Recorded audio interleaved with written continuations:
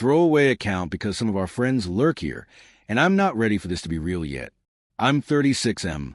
My wife is 35F, married 8 years, together for 12. We met in college, survived long distance, job changes, a miscarriage, all of it. We were always a couple people pointed to and said, if they make it, anyone can. That's probably why the first signs didn't register as danger. They registered as growth. She started finding herself again. New hobbies, new friends I hadn't met, a sudden obsession with self-care and boundaries. She'd say things like, I'm finally choosing myself, and I'd gnaw like supportive husband, even when it felt like choosing herself meant choosing less of me. She became very precise with language. Arguments weren't arguments anymore. They were me violating her emotional safety. If I was hurt, I was centering myself. If I asked questions, I was controlling the narrative. I started Googling terms she used just to keep up. The weirdest part was how often she reassured me when I hadn't asked. Random comments like, I'd never cheat on you, or you're lucky I'm honest. It felt comforting at first. Then it felt rehearsed. I remember thinking, either I'm becoming paranoid or something is very wrong. I didn't know yet how bad wrong was about to get. What made this harder was that everyone else seemed impressed by her transformation. Friends praised her confidence. Her sister told me, she's finally not shrinking herself for a relationship. I took that to heart and wondered if I'd been holding her back without realizing it. She started going out more, networking events, girls' nights, weekend workshops. I wasn't invited, but she framed that as normal. We don't need to do everything together, she'd say, smiling like she was teaching me a lesson I should have learned years ago. When I said I missed her, she replied, missing someone isn't the same as needing them. You should work on that. At home, she felt distant. Not cold exactly, just unavailable.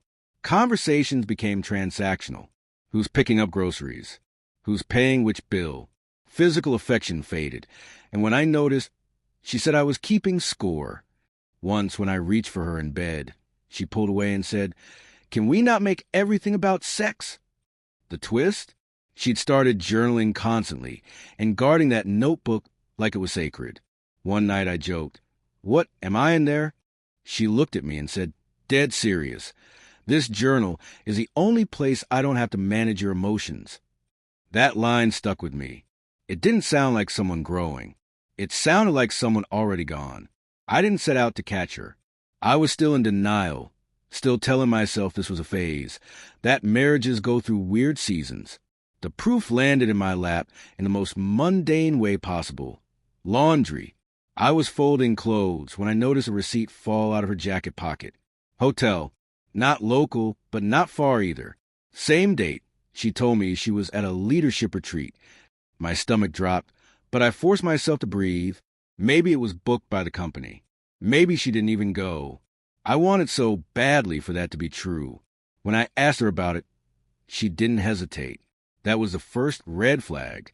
She said the retreat changed venues last minute. The hotel just handled overflow. Her voice was smooth, practiced. She even laughed and said, you think I'd cheat on you? In a Holiday Inn? But later that night, she told a different version of the retreat story. Different city, different schedule. When I gently pointed it out, she snapped. Said I was nitpicking. Said I was undermining her accomplishments. Somehow, the conversation ended with me apologizing for not being proud enough of her. The twist came an hour later. I checked our shared calendar. The retreat had never been there. She deleted it. That was the moment something inside me cracked. Not fully, but enough to realize this wasn't misunderstanding. It was deception, and it was deliberate.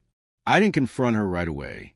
I sat with her for 2 days, replaying conversations, watching how easily she moved to the house like nothing was wrong. That calm felt intentional, like she knew exactly how much chaos she was hiding. When I finally brought up the hotel again, I tried to stay neutral. I told her I'd noticed the calendar entry was gone and asked why. She looked at me for a long moment, then did something I didn't expect. She laughed. Not kindly, more like I just revealed how small I was. She said she deleted it because I was fixating. that she didn't want me spiraling. Then came the twist. She admitted she had stayed at the hotel, but not for cheating. She said she needed space, that she felt suffocated, and booked a room just to think. Alone. She emphasized that word like a weapon. I asked why she lied. She said it wasn't a lie. It was editing for my emotional capacity. That phrase made my head spin. She told me if I were more secure, she wouldn't have to filter the truth. I remember feeling embarrassed for even asking. The conversation ended with her hugging me and saying, "I don't want this to turn into you monitoring me." I nodded, even though my gut was screaming. That night, lying next to her, I realized something unsettling. She hadn't just lied. She'd taught me not to ask again. After that conversation, I told myself I'd drop it. I wanted peace more than answers, and she knew that. For a few weeks, things were almost good. She was lighter, kinder, more present, just enough to make me feel guilty for doubting her. That, I realize now, was another twist. The calm wasn't resolution. It was containment. But once you see the pattern, you can't unsee it. She started disappearing in small ways. Errands that took hours. Phone calls she'd step outside to take. Pacing the driveway like she was rehearsing lines. If I walked out unexpectedly, she'd hang up fast and smile too wide. When I asked who it was, she'd say, "Why does it matter?" Like curiosity itself was an accusation. Then came the projection. She asked why I was so checked out lately. Told me I seemed distracted. One night she asked outright if I was cheating. I laughed, thinking it was absurd, until I saw she wasn't joking. When I denied it, she said, "That's what they all say." The twist that finally shook me was accidental. She left her laptop open one evening. A message popped up, just a name and a heart emoji. I didn't read it. I didn't need to. My body reacted before my brain caught up. Cold, numb. I closed the laptop and sat there in the dark, realizing the truth wasn't hiding anymore. It was waiting for me to be ready to admit it. I wish the next part involved courage or cleverness. It didn't. It involved insomnia. Around 2 a.m., she was asleep beside me, breathing slow and even, while my mind kept replaying that heart emoji like a siren. I got up to get water and passed her laptop on the kitchen table. It buzzed. Once. Then again. I told myself I wouldn't look. I stood there anyway. Another message came in, this time long enough that the preview showed words I couldn't explain away. "I miss waking up next to you." My ears started ringing. That's the sound I meant. Proof has a sound, and it's not dramatic. It's dull and heavy, like something settling into place. I didn't open the laptop. That's the twist. I didn't need more details to hurt myself. I went back to bed and lay there until morning, feeling like I was sharing a mattress with a stranger who knew exactly how little I knew. At breakfast, she was cheerful, asked about my day, kissed my cheek. I watched her mouth form words and wondered how often she practiced this version of herself. When I finally said, "Who are you talking to at night?" she didn't miss a beat. She smiled and said, "You're imagining things again." And just like that, the gaslighting wasn't theory anymore. It was a tactic. After she said I was imagining things, something in me hardened. Not anger. Focus. I stopped asking open-ended questions and started paying attention to what she did when she thought I wasn't watching. The twist was how quickly she adapted. It was like she sensed a shift and recalibrated. She became affectionate again. Sudden hand-holding. Random compliments. Sex that felt performative. Like she was checking a box. One night she said, "See? We're fine. You just get in your head sometimes." I almost believed her. Almost. Then I noticed the rules. I wasn't allowed to look tired. If I was quiet, I was punishing her. If I asked for reassurance, I was seeking control. Meanwhile, she could disappear emotionally for hours and call it self-care. The double standard was so clean it felt deliberate. Another twist. She suggested therapy. For me, said she was worried about my anxiety. Offered to help me find someone. I realized then that her goal wasn't to convince me she wasn't cheating. It was to convince me that even suspecting it meant something was wrong with me. That night, I checked the router logs. I'm not proud of it, but I was desperate for reality. There was hours of late-night messaging apps she claimed not to use. Seeing it didn't bring relief. It brought grief. Because the woman I loved wasn't just lying. She was actively trying to erase my ability to trust myself. Once I had something concrete, router logs, timestamps, patterns, the internal chaos quieted down. That's a twist I didn't expect. I thought proof would make me explode. Instead, it grounded me. The question was no longer am I wrong? It became what do I do with this? I didn't confront her right away. I watched. I noticed how she'd accuse me of being distant, right after spending hours texting someone else. How she'd pick a fight before going out, then come home calm and satisfied, like she'd burned off emotional energy elsewhere. The marriage started to feel like a stage set, something she performed in between real moments. One night, she told me she was going to stay late at work. I didn't argue. I just said okay. That confused her more than anger ever had. She kept glancing at me, like she was waiting for a reaction that didn't come. Here's the twist that hurt the most. She needed my doubt. My confusion fed her narrative. Without it, she seemed almost bored. When she finally asked what was wrong, I told her I felt disconnected. That was it. No accusations. No evidence. She snapped anyway. Said I was cold. Said I was emotionally unavailable. Said she felt lonely in her own marriage. Listening to her describe the consequences of her own actions as my failure, I felt something shift. Not rage, not despair, clarity.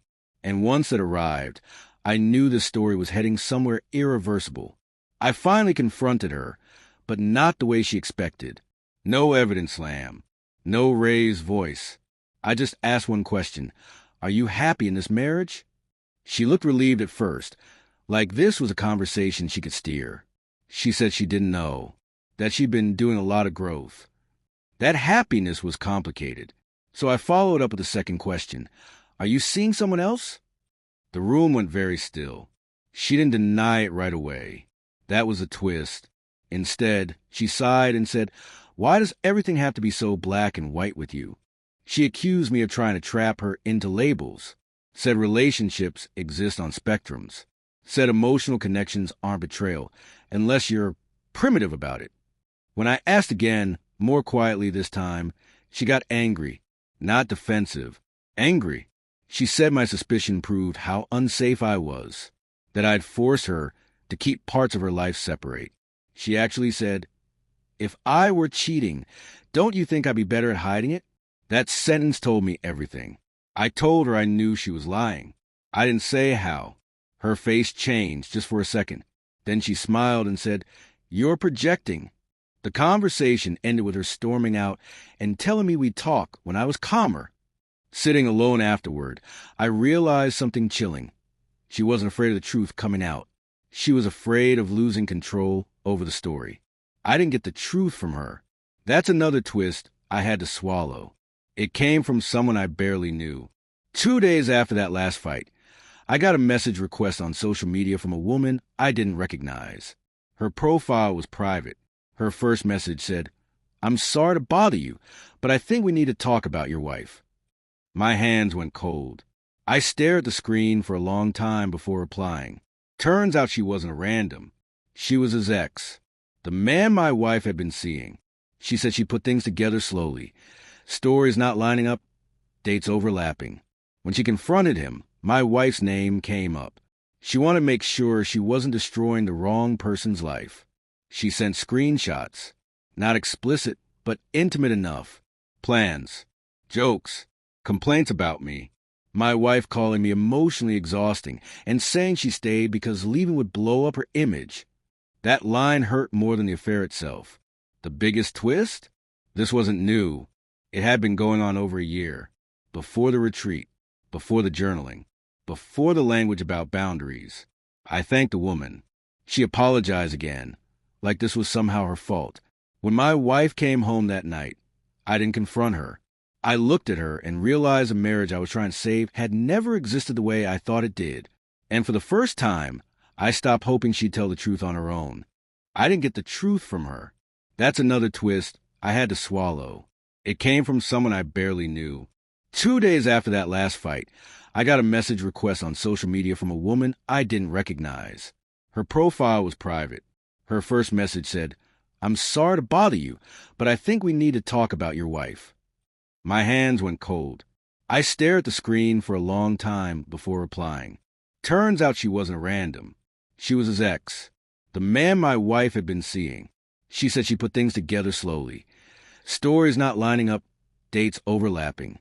When she confronted him, my wife's name came up. She wanted to make sure she wasn't destroying the wrong person's life. She sent screenshots, not explicit, but intimate enough. Plans, jokes, complaints about me. My wife calling me emotionally exhausting and saying she stayed because leaving would blow up her image. That line hurt more than the affair itself. The biggest twist? This wasn't new. It had been going on over a year. Before the retreat, before the journaling, before the language about boundaries. I thanked the woman. She apologized again, like this was somehow her fault. When my wife came home that night, I didn't confront her. I looked at her and realized the marriage I was trying to save had never existed the way I thought it did. And for the first time, I stopped hoping she'd tell the truth on her own. I expected rage once I knew everything. Instead, I felt hollow, like the part of me that could get angry had already burned out during all those months of confusion. I watched her move around the kitchen that night, complaining about traffic, asking what I wanted for dinner, and it felt like watching an actor who didn't know the play was canceled.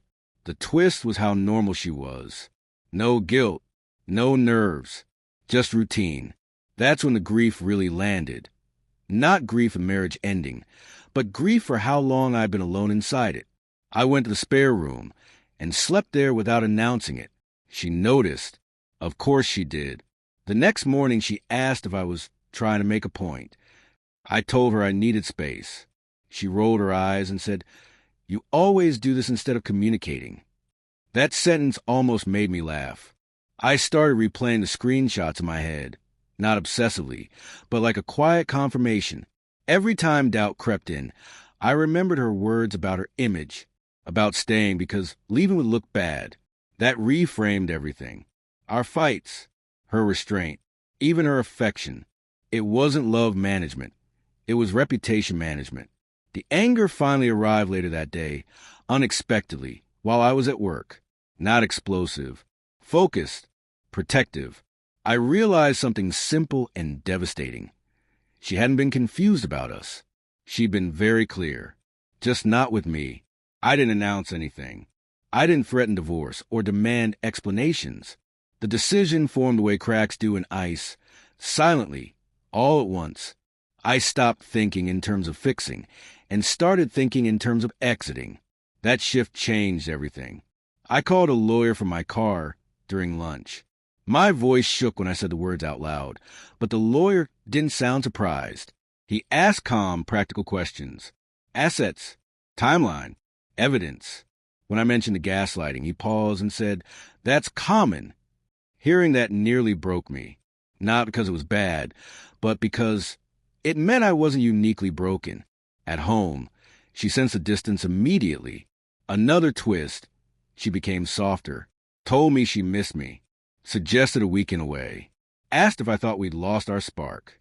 The timing was almost impressive. If this had happened 2 weeks earlier, it might have worked.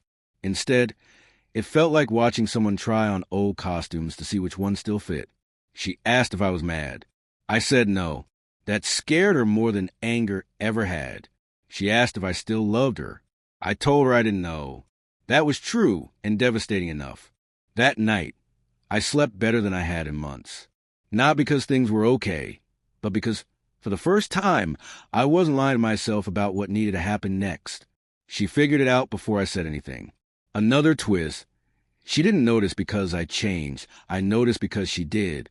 She started asking pointed questions. Why are you being so careful with money? Why did you move your documents? Are you talking to someone about us? Each question was wrapped in a smile that didn't reach her eyes. When I finally told her I wanted divorce, she didn't cry at first.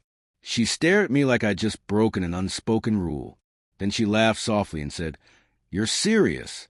Not shocked, not sad, assessing. What followed was a rapid-fire shift through emotions. She accused me of abandoning her. Then she blamed stress. Then she blamed me again. She said I was throwing away years over a misunderstanding. When I mentioned the screenshots, she snapped that I'd violated her privacy and that this was the real betrayal. The cruelest twist came next. She told me no one would believe me, that she'd already told people I was emotionally distant, unstable, hard to live with. She said, "By the time you explain, you'll already look guilty." For a moment, old fear crept back in. Then I realized something. She was still trying to control the outcome, not repair the damage. I told her we'd communicate through lawyers. She went silent, and in that silence, I knew I'd made the right call. I expected the weeks after to be brutal. Screaming fights, endless messages, maybe public drama. Instead, it was quiet in a way that felt almost surgical. She moved out temporarily, telling people we were taking space to work on things. That was another twist. I was already done, and she was still curating the narrative. She oscillated between friendliness and hostility. Some days she'd text me like nothing had happened, sending memes or asking about the dog. Other days she'd accuse me of being heartless for not checking in on her mental health. When I didn't engage, she told mutual friends I'd emotionally shut down. What surprised me most was how clear everything became once distance existed. Conversations that once left me confused now felt obvious in hindsight. The manipulation stood out sharply when I wasn't inside anymore. Every message had a goal. Every apology had conditions. Every kindness had a hook. I started therapy, not because she told me to, but because I needed to rebuild trust in my own perceptions. My therapist said something that stuck. You weren't weak. You were consistent in loving someone who wasn't consistent in truth. That reframed a lot. The house felt empty, but not lonely. I missed the idea of us more than reality. And slowly, the grief started changing shape. Less about loss, more about relief. I'm writing this from a place that finally feels steady. Not happy all the time.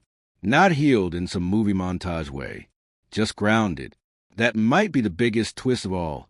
I didn't fall apart when the marriage ended. I came back to myself. What I know now is this. Confusion is not a normal state in a healthy relationship. Disagreements happen. Distance happens.